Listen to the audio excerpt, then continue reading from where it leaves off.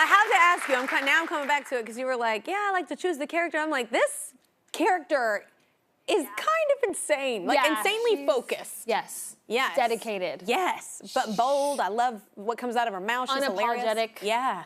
Very forward and honest. Yeah. You know, to me, it's been really a pleasure to play her because I think, even upon reading it for the first time, I think the character scared me. I was like, ooh, okay, how am I gonna take this on?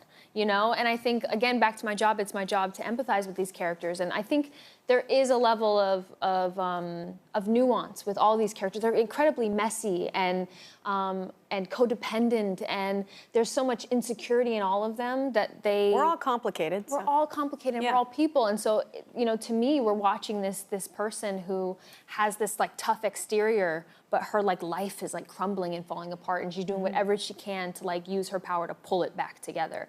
And so, I don't know. I think there's so much to talk about with this one. Like we were saying like during the break, we were like, I was like, I don't know if I hate her or I love her. Right. I don't even know how I feel. And it was such a complicated relationship watching it. Right. But I think that that's a job well done because it makes you guess. It makes you think about, like you said, putting yourself in somebody else's shoes, even having to sit there. I'm not spoiling anything because people know this part, the fact that you get hurt, right? And so it's like having to watch somebody else fulfilling a dream that is yours and having to help them get like that.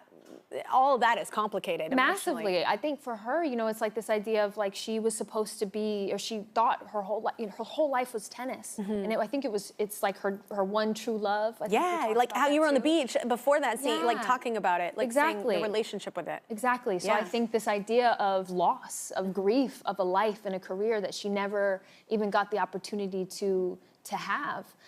It's also interesting, though, to show people how you pivot to something else. Exactly. But it can be dangerous, right? Like putting all of your hopes and dreams into someone else. Yeah.